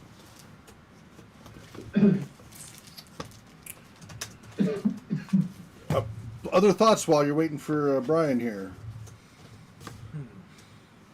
Chris, Gary? Not really. Well, I would seem to identify with Tolkien a little bit more than Williams, and I grew up in a church in Port Orchard that definitely had a character that reminds me of Charles Williams. In the way that he would continue to bring about different skits and vignettes and other things within the church to keep things lively, and it definitely brings back some memories, but also brings back some memories of my distaste of some of the things that went too far. And so I wonder if certain members of the Inklings did leave or stay away or never joined in the first place because Williams was there. Yeah. Yeah. Good point. Well, shall we go ahead and transition to Letters of Tolkien 201, if that sounds okay? And then perhaps take this and continue the conversation next month Okay. on the Inklings. I think it'd be nice to look at some of the other Inklings as well, and other authors who are peers of Tolkien.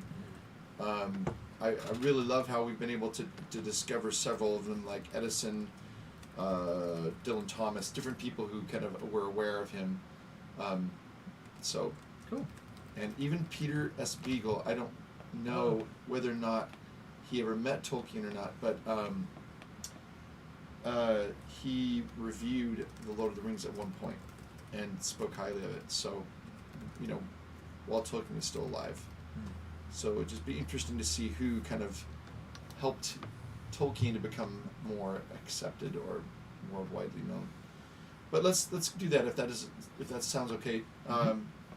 We have letter 201. Okay. If anybody wants to read it, yeah. Sure, I'll read it. Yeah, go ahead. Okay, go for I it. can start. Sure. Letter 201 from a letter So I might to read more than one. from a letter to Rainer Unwin, September 7th, 1957. On September 4th, Tolkien was visited by representatives of the American company, which was interested in making an animated film of The Lord of the Rings. He was given a copy of the synopsis of the film, which he agreed to read. Tolkien writes, "You will receive on Monday the copy of the storyline or synopsis of the proposed film version of The Lord of the Rings. I could not get it off yesterday. An abridgment by selection with some good picture work would be pleasant, and perhaps worth a good deal in publicity, but the present script is rather a compression with the resultant overcrowding and confusion, blurring of climaxes, and general degradation, a pullback towards more conventional fairy stories. People gallop about on eagles at the least provocation. Lorien becomes a fairy castle with delicate minarets and all that sort of thing. But I am quite prepared to play ball if they are open to advice, and if you decide that the thing is genuine and worthwhile." Gallop along on eagles without much provocation. Imagine if we tried to walk all the way to Mordor. One of us might have died. The way the Lord of the Rings should have ended. You Yes. seen that meme? Yeah, or the video with the eagle, just the Yeah, eagles. it's a video. Yeah. Where are we going? I wonder what Tolkien would think about Peter Jackson's. Well, I've always asked myself that question, and I don't know. It's really hard to tell. I mean, it Even though- it depends which Tolkien. The younger Tolkien, the Yeah, Tolkien at the end of right. his The more life. curmudgeonly one versus the more I open. mean, he stated at certain points of his life that he was open to stage plays, but he thought that he wouldn't be able to carry it off. Right. Yeah. And we know how Christopher felt. He yes. did not mince words. Yeah. Yes, he, Don't mince words, Bones. Tell us what you really think. They eviscerated the book. It's like as well, Christopher. the movie. Yeah. Before we read the next, go and discuss that. But before we read the next one, I have a little administrative thing we need to cover about Tolkien Moot. But Yeah. Oh, please, Good point. Thank you. For please bringing continue the discussion on this letter first. Let me see. that up. Yeah. Anything else in letter 201 that Chris or Gary or Anthony have any comments on that? Well, I think Tolkien was always amenable to some sort of adaptation, whether it be on the screen, the stage, or But whether it would have ever been good enough for what was in his head, right? Exactly. That's a very tough one. like as Christopher, as his son once said, I think any sort of adaptation is never going to be perfect. It's Yeah. always there's always going to have to cuts are always going to have to be made. Sure. Or truncations or what have you. So if you wanted to really make a faithful adaptation of Lord of the Rings, you probably would have had it turned into a television miniseries. That's what I always argued it was a BBC series, Yeah. like they did with Ivanhoe and Arthur and a few others, Robin Hood and a few others like that. Yeah. Were ongoing BBC style, where they didn't have a big budget, so it had to be about the characters and the story and not about Special effects and all effects. of that. Yeah, so you had to focus on zoom in on that because of budget. And I think you end up with a better, closer to what it was intended. Yeah. Yeah, well, this was going to be a cartoon though.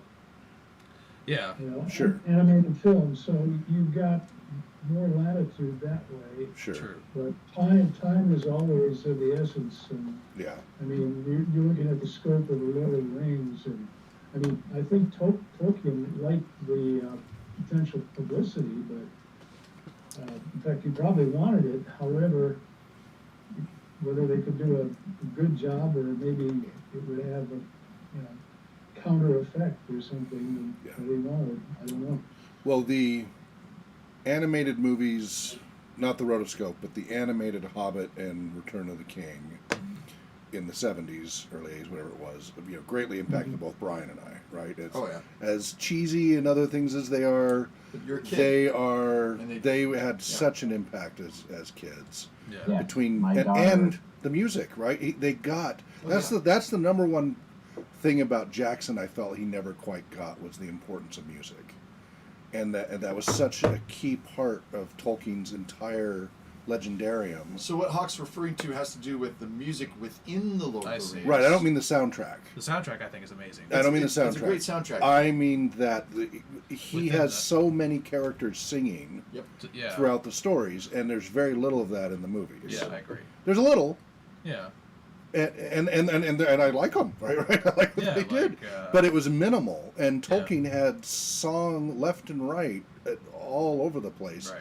Yeah. And Tolkien always said, he wasn't a musician. Yeah. He wanted others to do it, and he was happy with what a lot of others created. I have one of those albums where Yeah. Dawn he's with a Swan. composer, and Yeah. I have that on LP and stuff. Don't you think it's because, unfortunately, and I do watch a lot of foreign films. So when you're exposed to different cultures and how they bring something to film, we tend to think in these like it's a musical or it's not. Maybe afraid that it would make it too much of a musical. Well, I think so. Because India, that's not an issue. It's with not an Bollywood. issue. Really? Exactly. They would be like, "Oh, we can." You'll go an hour without any music, and all of a sudden you have 30 minutes of nothing but dance and music, and it's all part of the story. It's all part of the story, and it's not a musical. I'm just It's saying that's they the way could you tell the story. easily, Yeah. they could have accommodated that. Yes. Oh yeah, we've got some characters singing, Yeah. and then it goes into prose. And I agree because, like you see, this is a cheesy example, but the Xena and Hercules series were not musicals, but they would always have like one episode, the musical episode, Sure. where it broke into song and dance Yes. throughout the episode. But they didn't mix it. It was always But all see, or this nothing. is the bizarre There's thing nothing about in between. American culture. Like if you watch a kids show like Phineas and Ferb, there's like lots of like, oh, we're now moving into a song piece, Mm-hmm. and then it's back to like dialogue, Mm-hmm. right? We can do that with kids shows, Mm-hmm. but we can't do this with movies for adults. Why? Yeah, I don't know. I disagree with the people who think you can't. Right. Exactly. I mean, I'm not into that kind of I'm stuff. saying it could be but challenging. I can't, Making it segue properly, but totally doable. And I think Tolkien wrote it Yeah. so that it could. I mean, And how many ballads do modern Americans listen to? I mean, songs, yes. Yeah, mean, pop music is Pop music, ubiquitous. there are a lot of ballads. Yeah. But hey, that's in this category. Yeah. We like to keep things in their compartments. Over-compartmentalization, Yes. yeah. I think that's the problem. Yeah. Anyway. And again, the entire mythos of Tolkien's legendarium was hinged on music. Mm. The creation of it is all exactly. music based. Yeah. And I always felt like part of the reason why he kept having music be and song, certainly in the letter, was to just keep remembering the Song of Arda. The Song of Arda is everywhere. It affects everything that is being done, and these are all voices contributing to the song, which is all of the creation. And there's also these layers, right? Yes. In which, when you're watching a film and there's music in the background, Right. you the understand mood that music that's and all not what that, the characters in the movie Are are hearing. hearing. Except for the comedies that go, what was that? Where's that coming from? Exactly. Break the fourth wall. Right, Those are funny. Yeah, right. yes. But to us, that's meant to kind of help Enhance us the mood. enter into a And- mood. And it's effective. But when the characters are aware and they're creating music within it, Mm-hmm. suddenly that's a different thing. Yeah, I mean they did it with the beer so brown in the tavern. It's true. So he did do some. It's He true. did do some, And- and I was very excited about And those Viggo pieces. Mortensen actually was allowed to create his own little song there at Yeah. the end of the coronation, Yeah. which was then translated. Right. Man of the West. It's Yes. interesting to me that there is that. But I'm like, no, Yeah. I want more. Yeah, I really, because you saw it in the animated versions, they made it work. Where there's a whip, there's a way. It was all part of the music, but there was a lot of music in those cartoons, and it wasn't a musical. Nope. But those were songs from Tolkien stuff, and they crammed them into the short cartoon time, the 1 hour, whatever it was, and did fine. And I think that's something. Whoever the next incarnation of the Lord of the Rings is, I hope that they bring more of that music Well, to it. I'll tell you right now, straight up here, that if Rings of Power finds a way in the storytelling to include I hope they do the authentic, I knew Lindelay. believable pieces of music that, like with the elves, for example, Yeah, Elsa sang it. with subtitles. because they love to party. Elves got a party.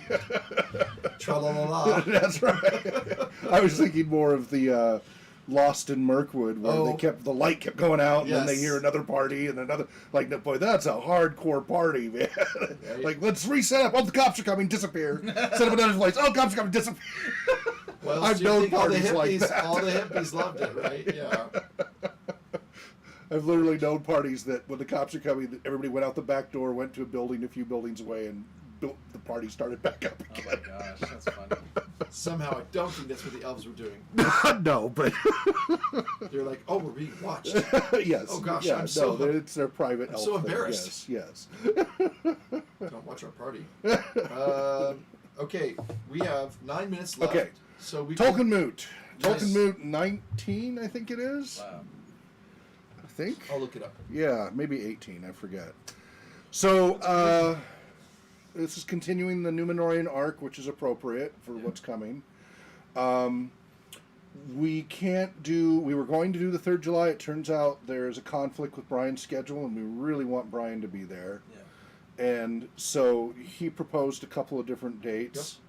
Is the July? I could do either. 30th I could do the one, July okay? 30, or I think I could do the August. My 20 concern one. with the August one is it's just that much later Right. and that much closer to school starting back up, etc. Yep. I don't think July 30th is a big conflict, but I don't really know. It might be a conflict in some of the gamer world with Gen Con and stuff, but generally those are people who can afford to go to Gen Con, and they're not usually the same as all the Tolkien folks. So, Yeah. and we're still only talking 1 day for Tolkien Moot at this stage. I hope next year though we'll actually be able to do 2 or 3 days again, because we'll have a place. So it looks like we're going to be good. We're getting insurance this week at the RPG Center. We have to expand it to support events, but it looks like we'll be able to do so now. We got the water connected yesterday. Yay! I got to finish hooking up. There's a problem with one of the toilets not getting water, but anyway. So the place is going to be ready in time for Tolkien Moot. So that's the good news. We can host Tolkien Moot at the RPG Center. That's Tolkien 18 this year. It is 18. Okay. But it would have been July 16th if we were on our normal schedule. We need to bump it to July 30th. Does anybody have a problem with that? Does that work for everybody? It's not a problem for me. I don't think me neither. I mean, if you're even intending to attend, and of course you can attend remotely if you want. Because we'll have our Tolkien Society meeting then. We won't do a Tolkien Society meeting on the 16th. It will be pushed to when Tolkien Moot is at. That's when we do, whenever Tolkien Moot is that month, that's when we do our Tolkien Society meeting in the middle of the event. Okay. We do it at the same time, and that's usually when we try to bring in special guest speakers and stuff like that too. Tolkien 18. No, I think that's The good. July 30th. All day. So once, because I can then, I can have ready by today, tomorrow, the RSVP set up with all the new info and put the word out, and then everybody can start RSVP. So would it be at the museum or here? It'll be at the RPG Center, Or center? Speaking 101 of, North Stone Street. next month we would be. Yes. The other thing is, this is the last time we're meeting here at my house. Because we now have the pieces we need, we will start meeting at the 101 North Stone Street RPG Center. Cool. It'll be upstairs, because that's where the studio is. Next month. So starting next month, meetings will be there, which will make it more open to the public. Right up here, we're remote. There's no buses near here. We're on a dead end street on the side of a hill, in a little nicer neighborhood. It's Kind of like back end. and I don't want to just bring random strangers in all the time that haven't been vetted, etc. So, but down at the center, it's a community center, and so we'll be able to have our doors open to a lot more potential community participation. with it being at a more central, because it's in close to the center of the city. It's East Central Spokane. So that's another thing is everybody, next meeting will be at 101 North Stone Street. It'll be Cool. June 18, I think. June Okay. 18th. Yeah. Yes, June 18th, correct, from 1 to 3. Stone Street. Yeah, and then that's where Tolkien Moot will be as well. Is it North Stone Street? Yes, 101 North Stone Street. Got it. Spokane, Washington, 99202. I still think we need to do some kind of play on the whole Gondolin, Gond, because Gondor, stone, Gond means stone in Elvish. Oh, okay. Okay, all right, figure something out. Maybe Gond Is it with Gond? wind. That's funny. I'm sure there's a rock song. Yeah, I'm sure. Look up the Tolkien music list from Professor Seaman. Chris has that whole list. So that kind of lets us know for the next 2 months, again, we'll be at the center going forward. It also means more capacity. So it still depends on how many GMs we have. But so the minimum we're going to be set up for the community center is 3 tables right downstairs. For special events, I was just counting yesterday, when we have the bus and the trailers and we convert some of the rooms that normally aren't game tables into game table rooms, Yep. and we have the museum space with those 4 other rooms, we can potentially squeeze in 20 tables on the whole property, all interior with air conditioning, etc. Or eventually air conditioning. You know, the center needs donations for air conditioning. I'm going to be bringing down my AC down to there, but we potentially can support up to 20 tables eventually. Wow. We just need to have enough people to do it. So that's great. We could have the real capacity, because we never really wanted Tolkien Moot to get larger than about 100 people or so, and that's the right amount. So so that's exciting. So that's just something to be aware of. So we will no longer be in this studio. We will be at a much larger studio, which, by the way, can also be. We have 2 sets. We have the table set, which is kind of like this, right? We're around a table and everything, or we have the sofa set, where we can just kick back and be talking to each other over a coffee table with our tea or whatever, and doing it that way. And it's the same exact studio. It's just the camera pans left for the table setup or right for the couch Oh, setup. I vote for the couch. Oh yeah. There you go. And so that's what it will be, comfortable seating in that style. And it's all surrounded by green screen in every direction and a green So screen could we floor. be like couches in a forest? Yeah, exactly. You see our forest background right now? Oh, yes. Oh. So, and if you see the green, where the green screen is, see the forest peeking through? Yes. That will be all around us, because it's completely enclosed by green screen, and the floor is green screen, so you can actually have a forest floor at your feet. Fantastic. So that's what we'll be at next month. Cool. Woohoo! All right, so just remember that 101 North Stone Street at the RPG Center, 2nd floor. But if you're joining us virtually Or remotely. it will be the same. Everything way. else will be the same. Yes. No changes there. How easy is that? That was a The only rhetorical thing I'm question. seeing this whole meeting was a round circle with the letters HS in the middle. Oh, did it stop again? What else is going on? Chris, are you seeing us? Nope. How long have you not been able to see us? The entire Fine. meeting. The whole meeting? Oh my god. Oh, We should've- please say, if you see something, say something. I just thought that you didn't, you and Anthony and Brian just didn't, have. No, because we see us in Jitsi and everything. So it might be that you needed to refresh your browser. If you go into YouTube and watch, you'll see that we were there the whole time. But Disembodied souls. interesting. Let's refresh again. Chris, F5 or- Chris, can you refresh your browser quickly just to see if that Yeah, makes let's it so you test can it see? out, because we'll Just have to, yeah, we'll we have want to figure know this out for next future time. reference. Yeah. Yeah. Did that make a difference? Oh, they both do. Oh, do they both exit? Yeah, we'll see what happens. And of course we're flipped as well. Are we supposed to be flipped? Well, that's the yes. I'm not seeing it. Weird. All right, let me try us doing that. Wow, I'm really impressed with your ability to pay attention while we've been faceless here. Okay, Chris, any luck? Nope. All right, I'll be right back. Huh. Well, that's annoying. Because we can see it in Jitsi Yeah, I there. probably should fix it now so as to avoid. Yeah. Well, This from happening. it should have been. I'm gonna use the restroom. Yeah, I wish they would have said something earlier. Yeah, I'm surprised. Oh, darn it.